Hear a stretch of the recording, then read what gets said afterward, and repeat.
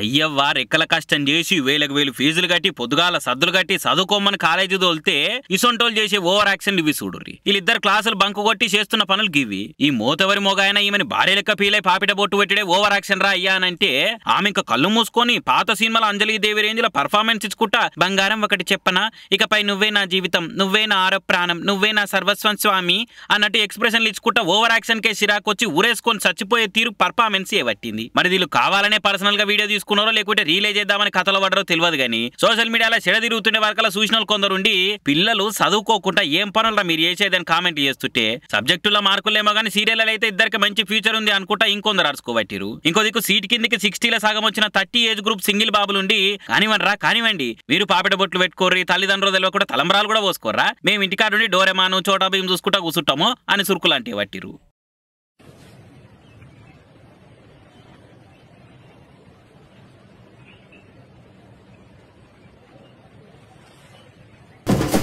కూటమి గెలిచిందని క్లారిటీ వచ్చిన నిమిషం నుంచి ఇయాల్టి దాకా వైసీపోళ్ల మీద ఫ్యాన్ పార్టీ కార్యకర్తల మీద ఆడడ కొందరు టీడీపీ లీడర్లు బాబు అభిమానులు ఏ తీరుగా దాడులు చేస్తున్నారో చూస్తూనే ఉంటుంది. ఓ దిక్కు ఏపీ సీఎం బాబు సారేమో పగలు పార్టీల పంచాయతీలు అన్ని లేకుండా పనిచేద్దాము, ఆగమైన ఆంధ్రాను అన్ని తీరులు అభివృద్ధి చేస్తేందుకు తనలాడదామని చెప్తుంటే కిందున్న లీడర్లు మాత్రం అవేం చెవున పట్టక ఆళ్ల పనిలో ఉన్నారు. ఇలా కొత్తగా టీడీపీ లీడర్ బుద్దా వెంకన్న వైసీపోలకు వార్నింగ్లు ఇచ్చుకుంటా ఏమంటుండో ఈనురిగా.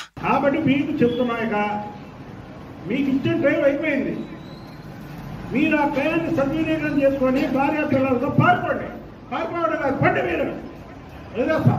అంతేగాని మీరు పిచ్చి వేషాలు వేసి చంద్రబాబు గారి గురించి ఒక్కసారి కానీ నువ్వు మాట్లాడితే ఎవడు మాట్లాడినా విజయవాడలో ఇది రాజధాని, విజయవాడ రాకుండా ఎవడో విజయవాడ వచ్చిన వదిలిపెట్టేది లేదు. చంద్రబాబు గారి మీద పిచ్చి వాగులు వాడితే నేను ఓపెన్గా చెప్తున్నా, ఈ కుక్కలు వీళ్ళు అరిచే కుక్కలు వీళ్ళ గురించి తెలుసు. మా కృష్ణా జిల్లాలో ఎవరు కొడాలని కానీ వల్లవనేని వంశీ కానీ జోగి రమేష్ కానీ దేవినేని అవినాష్ కానీ వెల్లంపల్లి సీను కానీ ఈ 5 కూడా అరిచే కుక్కలు, హత్యాలు సీన్ లేదు వీళ్ళకి.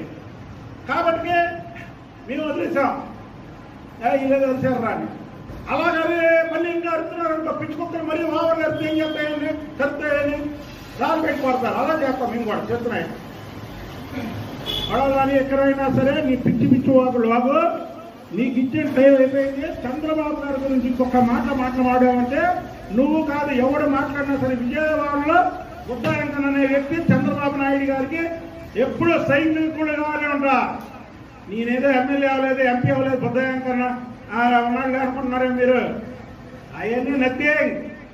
అదట ఏమాత్రం పొల్లు పోకుండా ఏడ తడబడకుండా కడుపులున్న కసి మొత్తం చూయించుకుంటా పంకపాటి లీడర్ల మీద ఉన్న పగ ప్రస్ఫుటంగా తెలిసేటట్టు ఎంత ముద్దుగా చెప్తుండు కదా. వైసీపోలు పెళ్ళాం పిల్లలతో సహా పారిపోర్రి, లేకుంటే ఎవ్వరు నిడిచిపెట్టమో అని మంది ముందల్నే వార్నింగ్లు ఇస్తున్నాడు. నిజమే, మరి ప్రతిపక్షంలోకి వచ్చారు కాబట్టి పానాలు తీయించుకునేందుకు వాళ్ళు అర్హత సంపాదించుకున్నట్టే. మీ పార్టీ పవర్లు ఉంది కాబట్టి భార్యా బిడ్డలతో సహా బాజాప్తా సంపేస్తామని చెప్పేందుకు మీకు అధికారం ఉన్నట్టే. అంతేనా? ఉండాలి జరంత నాన్న. ఓ సీనియర్ లీడర్ అయ్యుండి కిందో లెవెల్ ఇసొంటి చేస్తుంటే అది పద్ధతి కాదు. పబ్లిక్ మనల్ని గెలిపించింది, పార్టీకి పట్టం కట్టింది, పార్టీల పగలు చూయించుకుంటా ఉసురు తీసుకునేందుకు కాదు అని చెప్పవలసింది పోయి ఇవ ఆయన మాట్లాడేది అనుకుంటా బుద్దా వెంకన్న మాటలైన బుద్ధిజీవులు అరుచుకుంటున్నారు. ఈయననే ఇట్లా మాట్లాడితే కింది స్థాయి కార్యకర్తలు ఊకుట్రా, ఆగుర్రా నాయన అసొంటి వద్దు చెయ్యకుర్రి అని బాబు సార్ చెప్తేనే వినిపించుకోనోళ్ళు ఇట్లా మాట్లాడితే ఉత్త ఊకుట్రా. ఇంకా అధికారం ఎవరికి శాశ్వతం కాదు, చట్టం ఎవరికి చుట్టం కాదు. కాబట్టి పని చేసుకుంటా పార్టీ పతార పెంచుకునే తట్టు చూసుకోరు గానీ ఇట్లా సంపుతాము, ఇడిచిపెట్టము, నరికి పడేస్తాము అని ఇవి కాదు మాట్లాడవలసింది అని అనుకుంటా అరుచుకోబట్టిరు 2 తెలుగు రాష్ట్రాల పబ్లిక్.